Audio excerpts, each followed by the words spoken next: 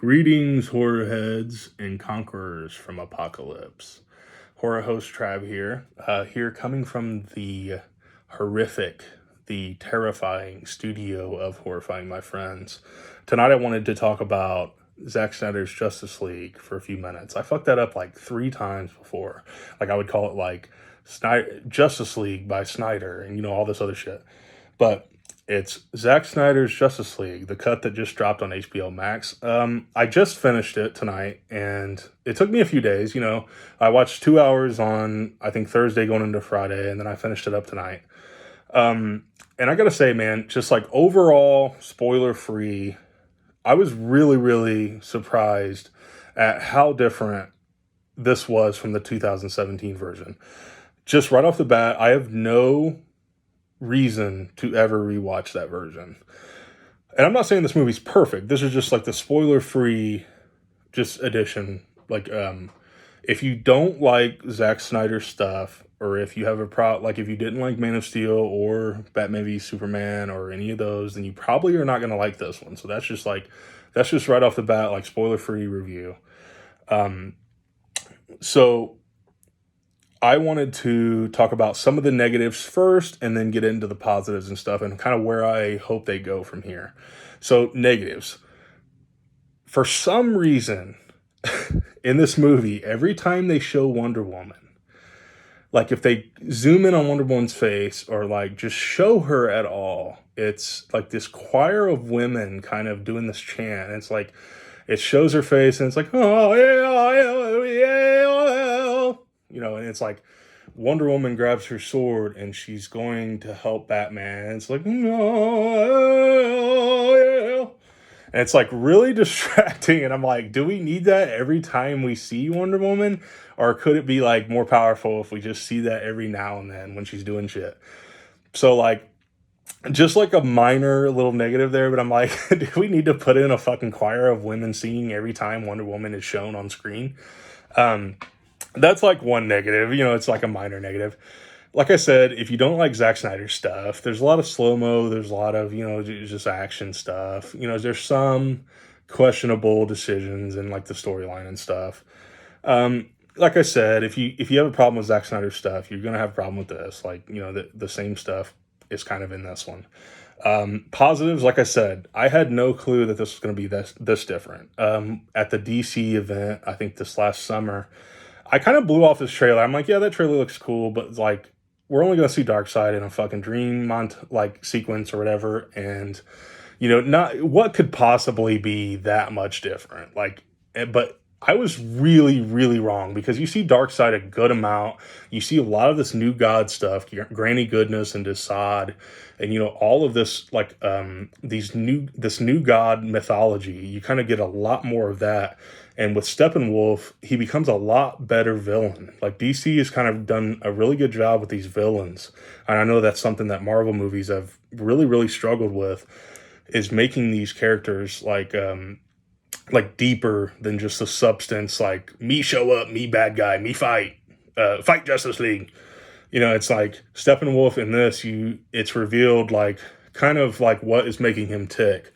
So it's like he has upset or like failed Darkseid before, and he's trying to do this to get back in good with Apocalypse and get back in good with Darkseid. So it's kind of like you get his motivation in this movie and stuff. It's a lot deeper. And that's one of the positives that I see in this movie is like with the 4-hour runtime, you would expect like a deeper movie and more character development. But Cyborg and Flash really, really shine in this movie. Like I walked away from this 2017 version not really giving a fuck about Cyborg or Flash. And it's like in this movie, they get so much like to like just make the material that much more rich. It's like Cyborg, you get to see like his family dynamic and kind of like what happens to him to make him the way he is. And in the other one in 2017, in Joss Whedon's version, you didn't get a lot of that stuff, or it wasn't explored like far enough. You get a lot more of his dad. You get a scene with his mom in this, and he really is the character that he's like the heart of this movie. Like he's the human of this movie. Like that half of him is the human of this movie. And it's like you're like seeing this, like it's kind of like he's like the main character, is what I'm trying to say. But he's like an awesome character in this movie. And then spending more time with Flash, I really really dug, like just learning again more about his dad, and more about like what makes him tick and stuff.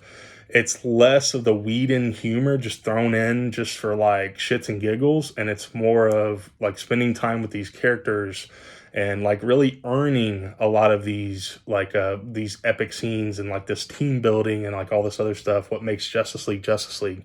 So I really really dug a lot of this, and I was surprised how much I really dug this. um Ben Affleck's Batman, uh the last 2 hours, man, I'm like, this is like the best, one of the best Batmans that we've had on screen, as far as like the look and his dealings with Alfred, and like how he wants to make it right, like how he kind of like was a big asshole in the last movie, like, and how he wants to make it right and fix stuff. um that all worked to me, man. Like, and I legit, spoiler alerts, I'll go into spoilers here a little bit. So Martian Manhunter, bringing in Martian Manhunter, giving us that, ending it with Martian Manhunter, coming up to Bruce Wayne saying basically, like, if you have one more seat, like, I'm in, kind of thing. And Bruce is like, we need all the help we can get. And I'm like, fuck yeah, dude. But okay, so here's where what I hope happens though is I want to, and I've seen this hashtag on Twitter and stuff, hashtag restore the Snyderverse. Like, I want, and it seems like it's really building up to something, and I'm like, whether Snyder returns or not, like, we need somebody else to step in and kind of continue the story along, whether they have to recast Batman or whatever or not. But it's like, we finally have the Justice League set up and stuff. We're going into the New Gods and like all this Jack Kirby stuff, and it's like, bring in, I know they announced a New Gods movie, but I'm like, why can't that be alongside like with this universe? Like, you introduce Mr. Miracle and Big Barda, and Orion and Granny Goodness. You get to see how all that dynamic works on Apocalypse and stuff. But it's like, I really really hope they pick up a lot of the threads that this movie left us with and continue it, because it kind of does like end on a cliffhanger of sorts, because you're like, okay, Darkseid's clearly coming back, and the heroes are going to be here to fight him and shit, and it was clearly meant to be that way. But I'm like, I hope, I hope that it does well enough to where we actually get to see that in some form, whether it's a TV show. Another thing that this does is it creates kind of like the precedent of filmmakers saying, you know what, fuck that, I'm making a 4 or 5 hour movie and dropping it right on streaming, not having to worry about filling the seats of theaters, the time slots and stuff, which was a big problem with Avengers Infinity War. But it's like, hey, a filmmaker has a 5 hour movie or whatever, like, drop it on streaming and make it a 5-parter or whatever. Like, I hope that that's like one cool thing that benefits from this. I hope Justice League does well. But good for Snyder, man. Like, it's really really like heartbreaking kind of what happened to, with his daughter and all this other stuff. And it's like, I'm always going to be on the side of the artist and the filmmaker and him completing his vision. Like, it's just a really cool thing. Like, if you're into the arts at all or whatever, you should be, whatever you think of Snyder, you should be happy that he gets to like make his version, like come together and be one cohesive piece. However cohesive, it is up to, for argument and stuff. Like I said, it's not going to be everyone's bag, but it is cool that an artist gets to return and, finish this, what he started and stuff.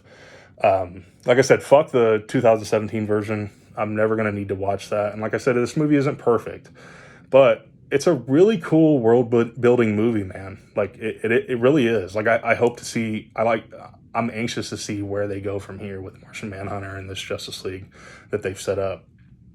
But that's about all I have to say about it. Like, check it out, man.